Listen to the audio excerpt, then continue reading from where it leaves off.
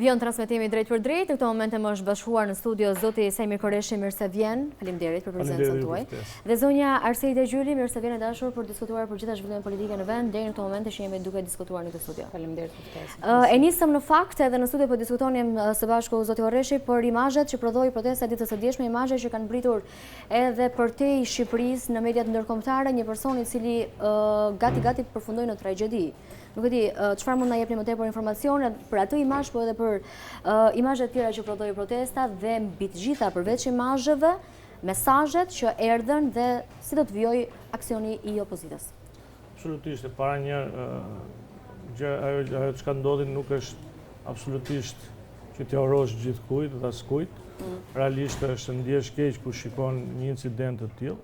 Juroj shërim shpejt dhe jemi informuar që nuk ka në një fatmirësisht nuk është në gjendje të lënduar dhe kjo është kryesorja. Për të kalojmë pastaj tek imazhet e tjera. Kjo ishte një protestë e cila kulmon me gjithë zhvillimet politike që kanë ndodhur në parlament dhe në vend. Realisht jam aty prej gati afro 5 vitesh, por në politikë prej shumë vitesh dhe shumë vite fatmirësisht dhe avokat që kanë parë nivele korrupsioni apo kemi pasur në serial filmash, po që nuk do të zonte askush regjisor të merrte një iniciativë tillë për të realizuar një film tillë, sepse nuk do të shkonte kurrë mendja që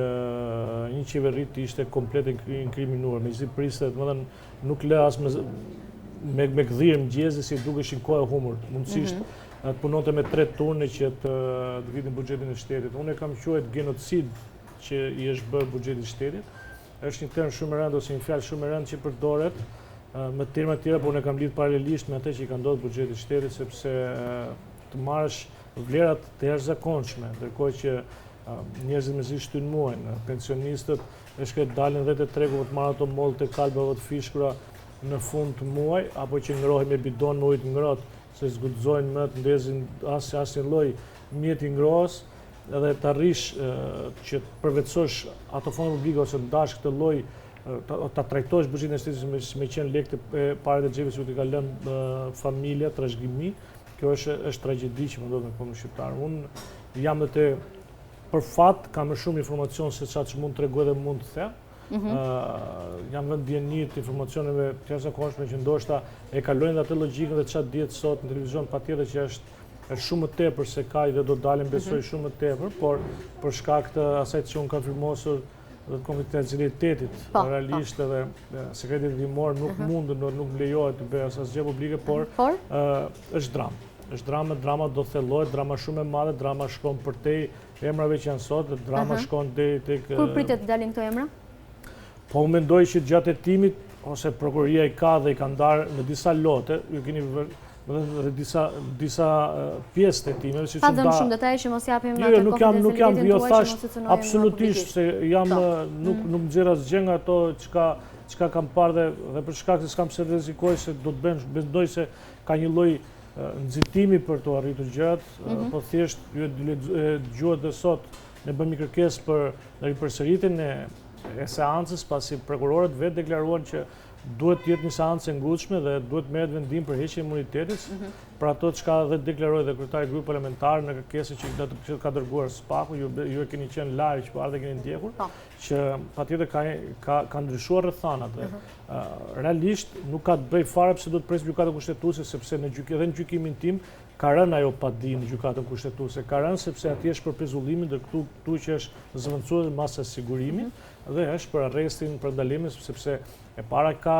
shumë elemente tjera që rëndojnë pozitën e ministres, zëvendës kryeministres apo deputetes Balluku dhe patjetër që ka pas patjetër elemente të tjera që rëndojnë pozitën, është frika për largimin e shtetit, por ç'është më rëndësishmja dhe ajo çka është e kërkesa që ju çfarë e ndoqët edhe në fjalën e kryetarit grupit parlamentar, absolutisht që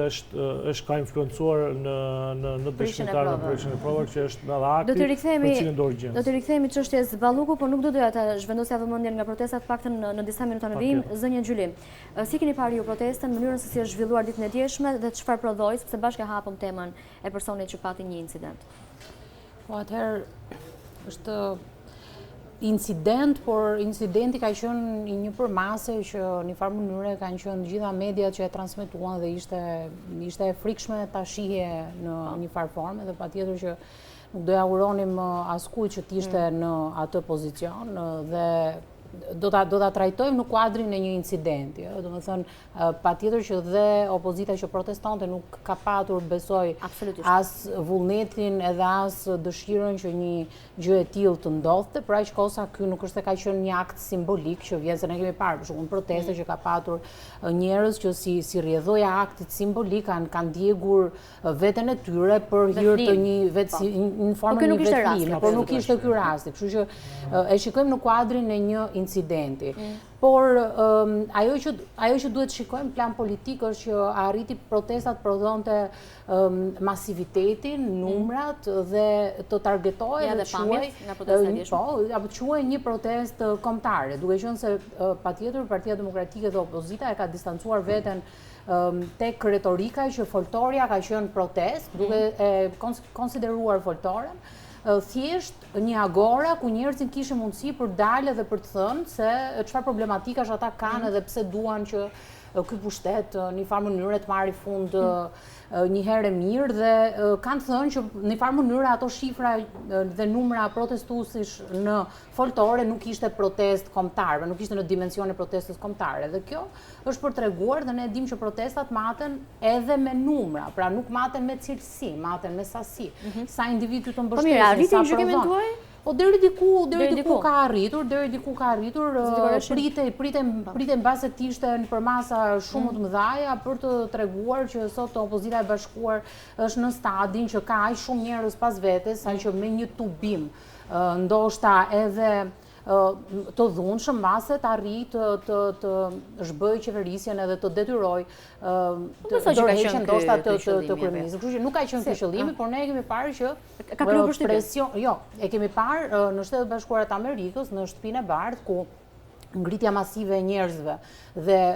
synimi tek Shtëpia e Bardhë për të futur edhe pastaj ka çuar në një farë mënyrë presion ndaj qeverive. Kështu që duhet kesh numra, duhet kesh njerëzit për të shkuar te kjo mësymje, por nuk besoj që ka qenë ky rasti edhe se janë përdorur molotove dhe ka patur zjarr i cili ka shkuar ndaj institucionit. Por protesta vetvete nuk është se nuk e lejon edhe përdorimin e molotove apo edhe këtë lloj mësymje, por duhet sikur protesta në këtë rast nuk ka patur këtë qëllim. Absolutisht, unë realisht kam lexuar dhe lexojmë shumë dhe ka pasur një lloj skepticizmi të përgjithshëm për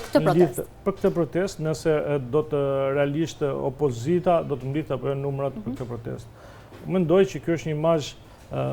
qytetaria nga gjithë qytetarët që dolën, nuk i përgjigjen për në gjykimin tim, unë vazhdoj të them që njerëzit nuk do t'i përgjigjen vetëm opozitës, por do t'i përgjigjen asaj që kanë kurriz përditshmërisht në jetën e tyre, hallet e problemet e tyre, pra do të reagojmë qoftë për bukën që ngrihet si lekë, qoftë për gjitha të tjera. Kështu që ajo ishte mesazh kur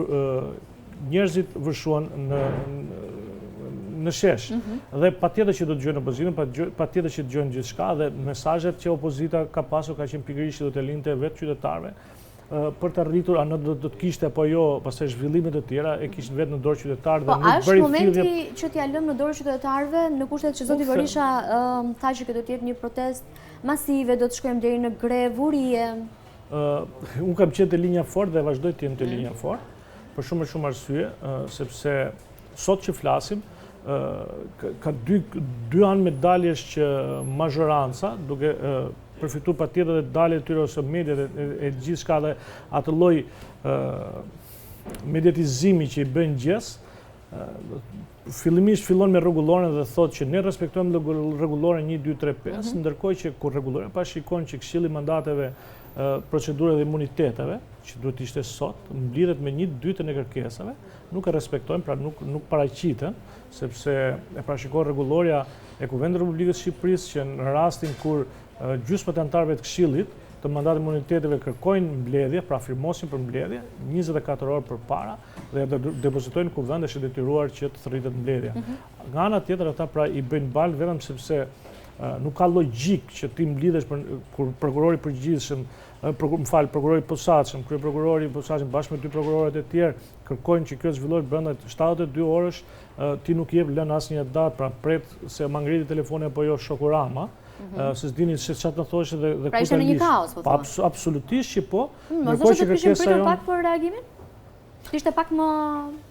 Jo, nuk ka qa pret, sepse, shiko,